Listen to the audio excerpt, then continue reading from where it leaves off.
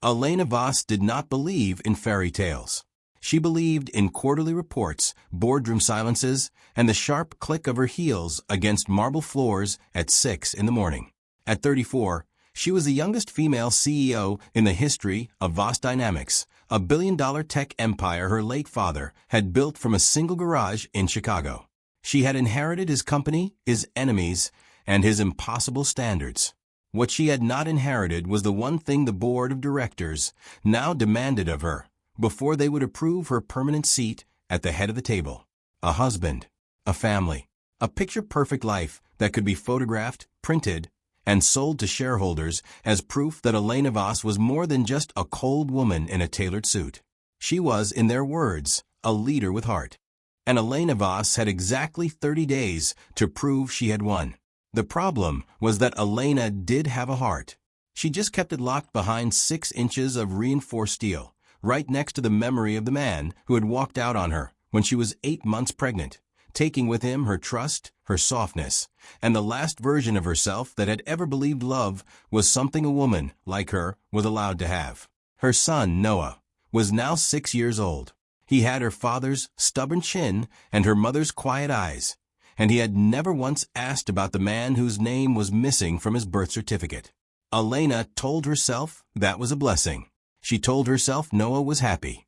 She told herself a lot of things at 3 in the morning, when the penthouse was dark and the city below was asleep, and the only sound was the soft ticking of the clock in her office that counted down the seconds of a life she had built entirely alone. If you're already hooked on this story, do me a quick favor.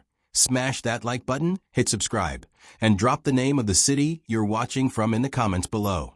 The idea came from her assistant, Margaret, a woman who had worked for the Voss family for 22 years and who had earned the rare privilege of speaking to Elena without flinching. "Hire someone," Margaret said one Tuesday morning, sliding a cup of black coffee across the desk.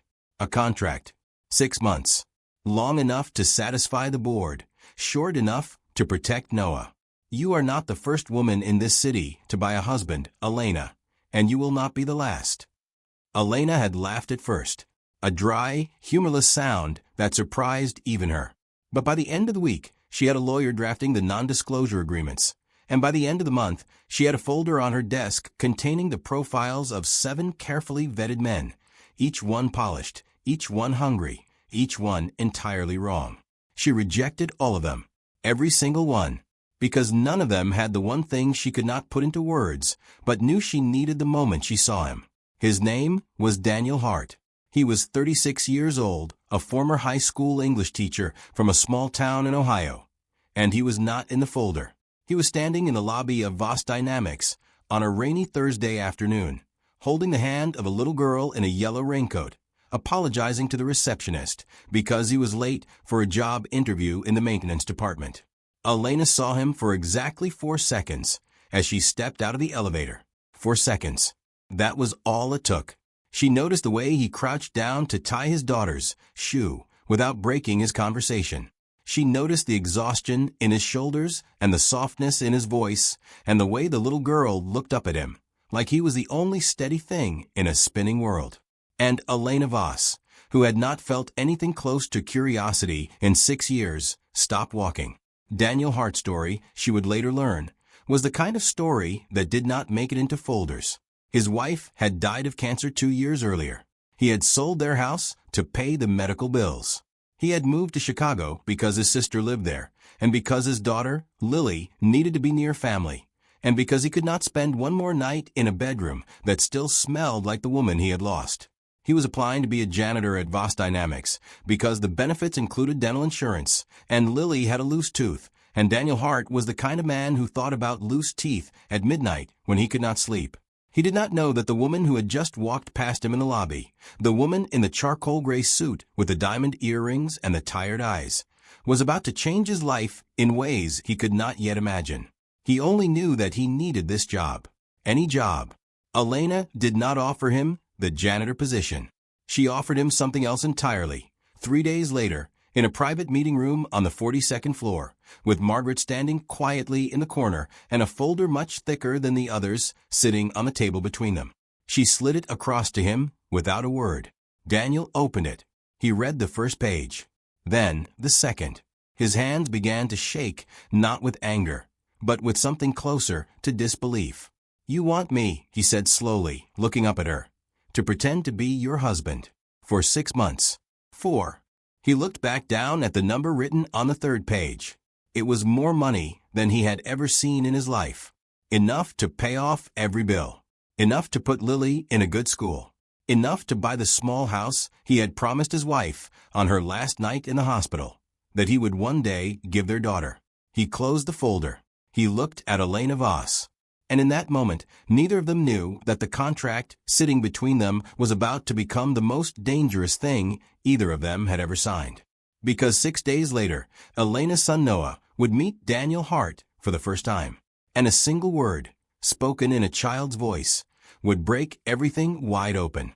Daniel Hart signed the contract on a Monday morning in a lawyer's office on the 60th floor of a building he had only ever seen from the sidewalk. His hand trembled slightly as he wrote his name, not because he was afraid, but because he could feel the weight of every promise he had ever made to his daughter pressing down on the tip of the pen. Elena watched him from across the polished walnut table, her face unreadable, her fingers laced together in that particular way she had when she was trying not to show that she was holding her breath. When Daniel set the pen down, she slid a second document toward him. A schedule, a list of rules, a carefully constructed life that would begin the following Saturday, when he would move his belongings and his 6-year-old daughter into the east wing of her penthouse and become, for all intents and purposes, the husband of Elena Voss. Rule number 1 was simple. Do not fall in love with her. Rule number 2 was even simpler. Do not let her son fall in love with him. The penthouse was the size of a small hotel. 12 rooms, 3 balconies, a private elevator that opened directly into a foyer with ceilings so high that Lily gasped out loud when she stepped inside, her little yellow raincoat still damp from the drizzle outside. She turned in a slow circle, her mouth open, and then she looked up at her father and whispered, "Daddy, is this a castle?" Daniel did not know how to answer her. He simply crouched down, took her small hand in his, and told her that for a little while this was going to be their home, and that she should be brave and kind and remember her manners. He did not tell her that the woman who owned the castle had bought them for 6 months. He did not tell her that somewhere in this enormous, echoing place there was a little boy her age who did not know that any of this was pretend, because Elena had been very clear about that. Noah could not know. Not now. Not ever. Noah Voss was standing at the top of the grand staircase when Daniel first saw him. He was small for 6, with dark curls that fell into his eyes and a stuffed rabbit tucked firmly under one arm. He did not smile. He did not wave. He simply stared down at the stranger in his mother's foyer with the calm, assessing gaze of a child who had learned very early that adults were not always what they seemed. Elena stepped forward and placed a hand on the banister. "Noah," she said, and her voice was softer than Daniel had ever heard it. "Come down and meet Daniel. He is going to be staying with us for a while." Noah did not move. He looked at his mother. He looked at Daniel. And then, very slowly, he descended the stairs one careful step at a time, still clutching the rabbit, still saying nothing. When he reached the bottom, he stopped in front of Daniel and tilted his head to one side. "Are you going to leave too?" he asked. And Daniel Hart, who had rehearsed a dozen polite greetings in the car on the way over, felt every single one of them dissolve on his tongue. He crouched down. He looked the little boy directly in the eyes, and he said the only true thing he could think of. "I don't know yet, Noah, but I promise I won't leave without telling you first." Elena, standing 3 feet away, felt something inside her chest do something she had not given it permission to do. She turned her face away quickly and pretended to check her phone. Behind her, Margaret gave the smallest, quietest smile. And Noah, after a long moment of silent consideration, reached out and offered Daniel his stuffed rabbit to hold. It was, Elena would later realize, the first thing her son had ever willingly handed to a man. Before we go any further, take 1 second to smash that like button, subscribe to the channel, and let me know in the comments what city you are watching from right now. I read every single one. The first week was awkward in the way that all beginnings are awkward. Daniel learned the rhythms of a house that ran like a small corporation. Breakfast was served at 7. Elena left for the office at 7:30. Noah was taken to school by a driver named Victor who had worked for the family for 11 years and who did not speak unless spoken to. Lily was enrolled in the same private school on the third day, a courtesy Elena had arranged without being asked, and Daniel had stood in the marble foyer holding the acceptance letter with his hands shaking again, for reasons he did not entirely understand. He tried to thank her that evening. Elena waved him off without looking up from her laptop. It was practical, she said. The girls should ride together. It maintains the illusion. But later that night, when Daniel walked past her office on his way to check on the children, he heard her on the phone with the school principal, quietly insisting that Lily be placed in the best class, with the best teacher, and that no one, under any circumstances, was to treat her differently because of who was paying her tuition. The second week, something began to shift. Noah started sitting next to Daniel at breakfast instead of across from him. He started asking questions, small ones at first. Did Daniel like pancakes? Did Daniel know how to fix a bicycle chain? Did Daniel think that the moon was following them when they drove home at night?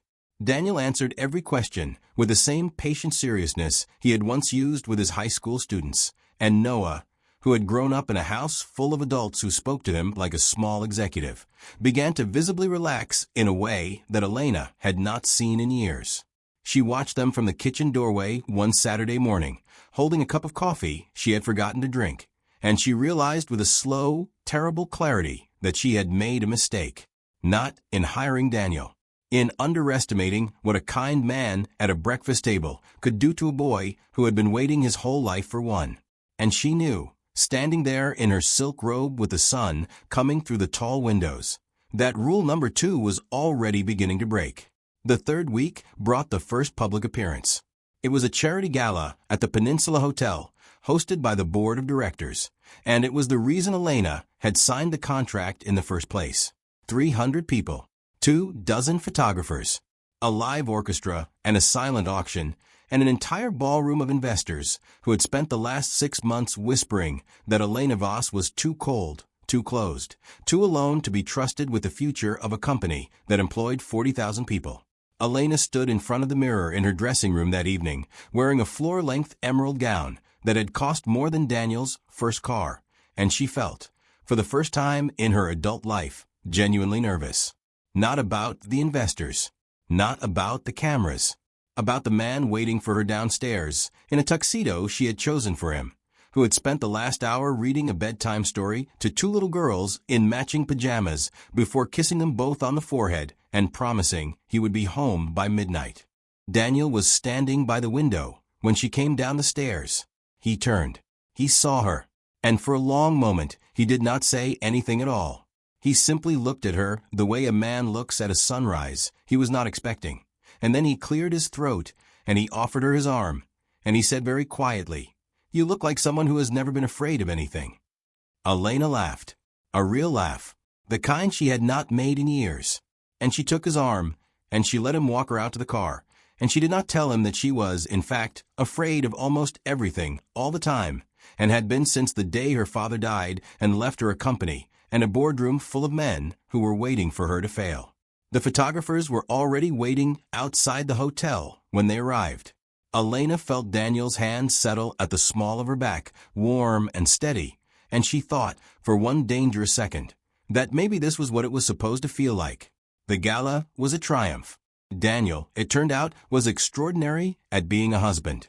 He remembered the names of every wife of every board member. He asked thoughtful questions and told small, self-deprecating stories about being a former English teacher married to a woman who could buy small countries.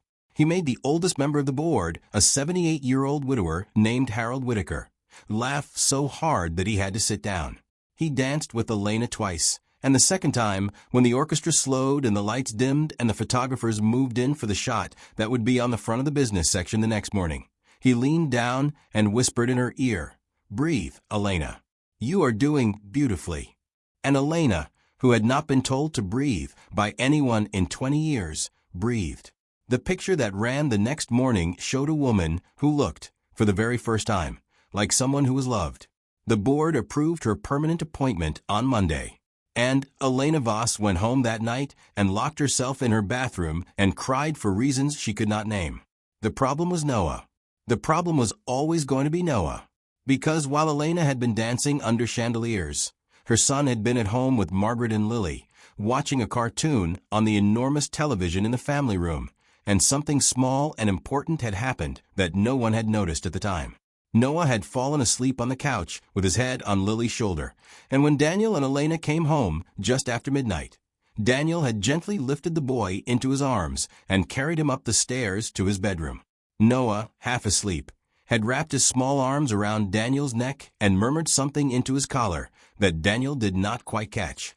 Daniel had tucked him into bed. He had smoothed the dark curls back from the child's forehead.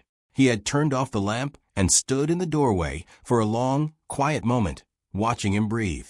And downstairs in the foyer, Elena had watched all of it through the open door at the top of the stairs, and she had understood, with a cold and sudden certainty, that she was running out of time.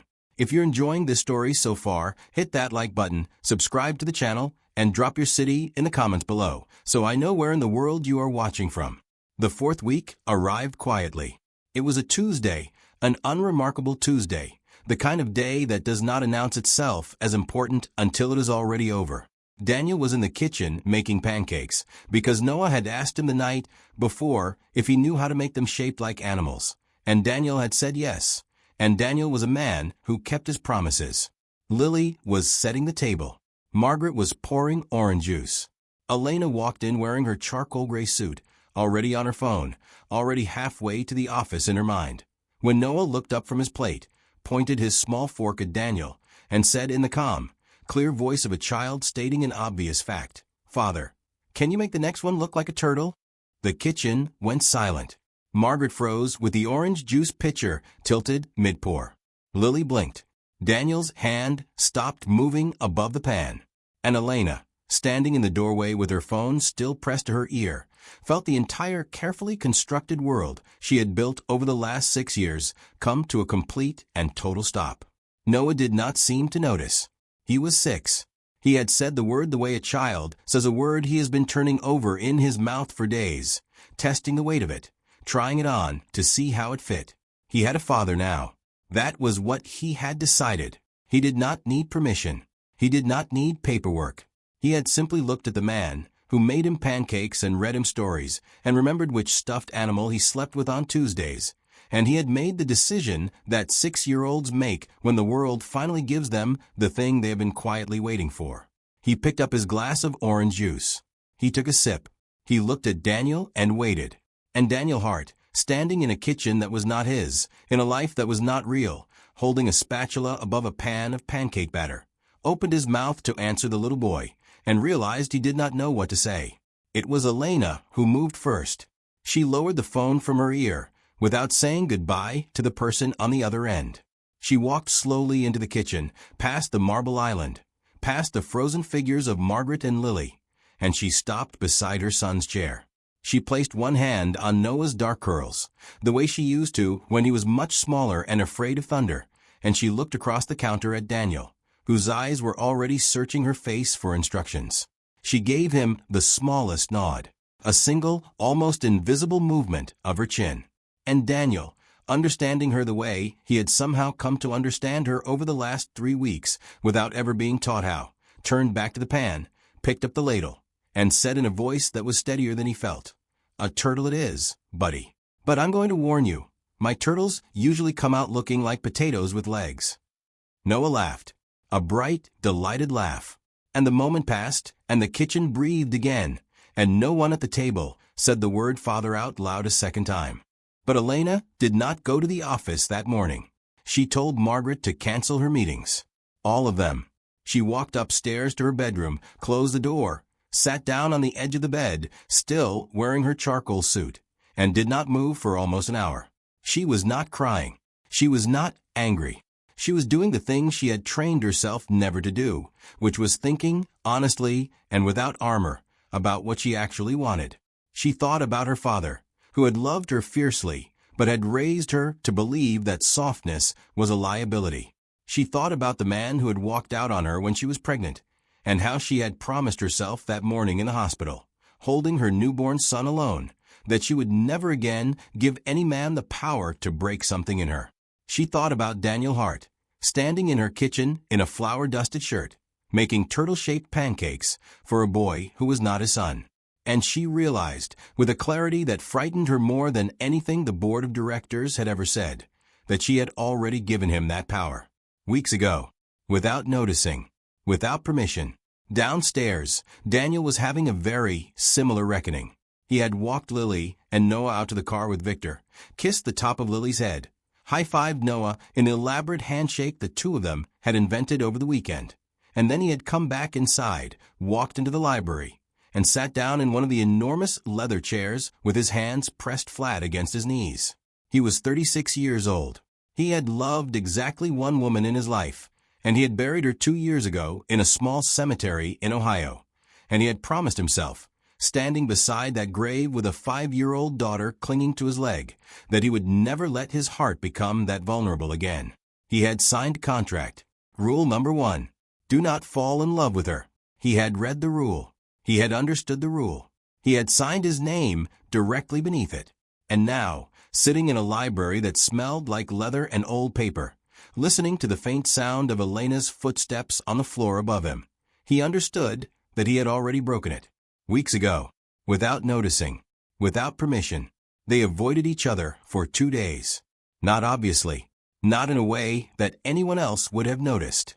But Elena took her breakfast in her office, and Daniel took the girls to the park after school instead of coming home, and when they passed each other in the hallway on Thursday evening, they both said good night without quite meeting each other's eyes. On Friday morning, Margaret found Elena in the kitchen at 5 in the morning, staring into a cup of coffee that had gone cold. Margaret did not say anything at first. She simply refilled the cup, sat down across from her, and waited. Elena finally looked up. "I don't know what to do," she said. It was, Margaret would later think, the first time Elena Voss had ever spoken those 5 words out loud in her entire life. Margaret reached across the counter and placed her hand over Elena's, the way a mother would, the way Elena's own mother had never been well enough to do. "Then for once in your life, my darling," Margaret said quietly, "do not do anything. Just let it happen. If this story is pulling you in, do me a favor real quick. Smash that like button, subscribe to the channel, and tell me in the comments what city you are watching from. I genuinely love reading them." That Friday night, everything changed. Noah woke up at 2 in the morning with a fever of 103. He was crying and shaking and calling for his mother in a small, frightened voice that carried down the long hallway of the penthouse. Elena was already running before she was fully awake. She burst into his room in her silk robe, her hair loose, her feet bare, and she gathered him into her arms and pressed her lips to his burning forehead and felt the old, familiar panic rise up in her chest. The same panic she had felt the night he was born 6 weeks early, and she had stood beside an incubator all alone. She was reaching for her phone to call the pediatrician when Daniel appeared in the doorway, already dressed, car keys in his hand, Lily's small backpack over one shoulder because he had stopped to wake his own daughter and tell her they were going to the hospital. He did not ask. He did not hesitate. He simply crossed the room, took Noah gently from Elena's arms, wrapped him in the blanket from the foot of the bed, and said, "I'll drive. You hold him. Margaret can bring Lily behind us." And Elena, who had done every difficult thing in her life alone, let him. The emergency room was quiet at 3 in the morning. Elena sat in a hard plastic chair with Noah asleep in her lap, and 4 in his small arm, and Daniel sat next to her with Lily curled against his side, and neither of them spoke for a very long time. Around 4, Noah stirred, opened his glassy eyes, and reached out with one small hand for Daniel. Not Elena, Daniel. He wrapped his fingers around Daniel's thumb the way a baby does, held on tightly, and fell back asleep. Elena watched it happen. She did not look away, and when Daniel finally turned his head to meet her eyes across the hospital chair, she understood that the contract sitting in her lawyer's office was already, in every way that mattered, meaningless. Noah came home from the hospital the next afternoon with a bottle of antibiotics and a lollipop and a new, quiet certainty about the shape of his small world. He asked Daniel to carry him up the stairs, even though he was perfectly capable of walking. He asked Daniel to read him the story about the brave rabbit, even though Elena was sitting right there on the edge of the bed. And when he finally drifted off to sleep, holding his stuffed rabbit in one hand and Daniel's thumb in the other, Elena stood up very slowly, walked out of the bedroom, and gestured for Daniel to follow her down the hall. She led him to the small sitting room at the end of the east wing, the one with the tall windows that looked out over the city, and she closed the door behind them. For a long moment, she did not turn around. She stood with her hand still on the doorknob, her forehead almost pressed against the wood, and she gathered every last piece of courage she had ever possessed, and she turned to face him. "I want to tear up the contract," she said. Daniel did not move. He was standing in the middle of the room with his hands in his pockets, still wearing the wrinkled shirt he had slept in at the hospital, and he looked at her the way a man looks at something he has been trying not to hope for. "Elena," he said carefully, "you don't have to." She held up a hand. She was shaking, but her voice was steady. "I am not asking you to stay because of Noah," she said. "I am asking you to stay because of me. And I know that is the most unprofessional, unreasonable, uncalculated thing I have ever said in my entire life. And I know that I have no right to ask it, because I bought you, Daniel. I paid for you. And that is a thing I will have to live with for the rest of my life. But I am asking anyway, because if I do not ask, I will spend the rest of my life wondering." She stopped. She took a breath. "Please, say something." Daniel crossed the room. He did not say anything for a long moment. He simply reached up and took her face gently in both of his hands, the way a man touches something he is finally allowed to touch, and he looked at her with an expression that Elena Voss, who had been fluent in reading faces since she was 9 years old, could not entirely translate. "Elena," he said quietly, "I signed the contract for the money. I stayed for Noah. But I fell in love with you the night of the gala, when you laughed in the car on the way home, and you told me you had forgotten what it felt like to be looked at like you were a person and not a portfolio. I have been trying to figure out how to tell you for 3 weeks. So no, I am not going to leave. Not in 6 months. Not in 6 years. Not unless you tell me to." And then he kissed her, softly, once, the way a man kisses a woman he intends to keep. They told Noah 2 weeks later. They sat him down on the big couch in the family room, with Lily on one side and his stuffed rabbit on the other, and they explained, in the simplest, truest words they could find, that Daniel and Lily were going to stay. Not for 6 months. Forever. Noah listened with the same solemn attention he gave to everything important. When they were finished, he thought about it for a long moment. Then he looked at Daniel, and he said, "So I was right.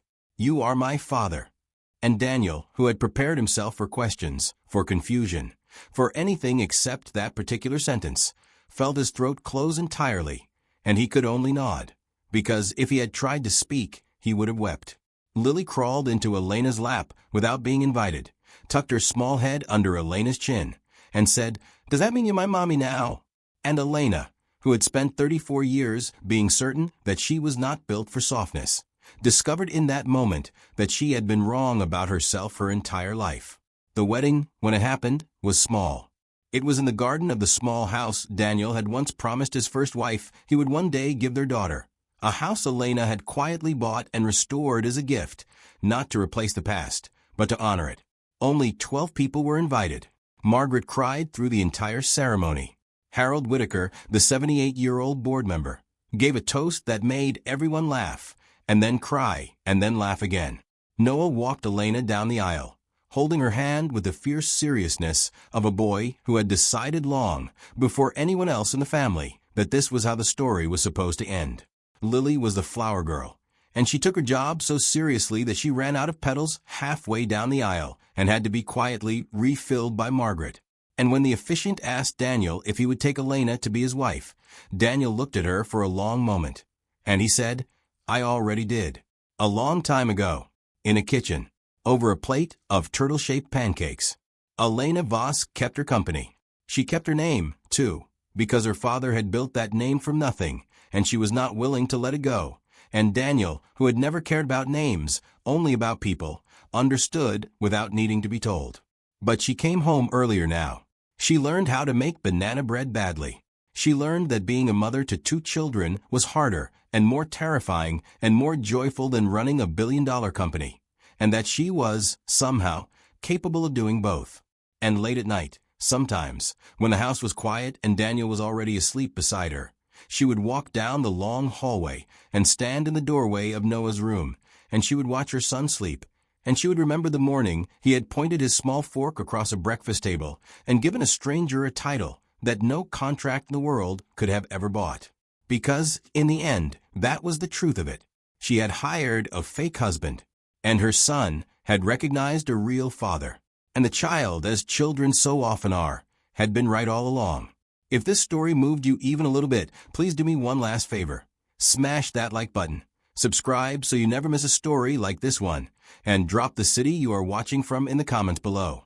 I read every single one, and I cannot wait to see where in the world this story reached you tonight.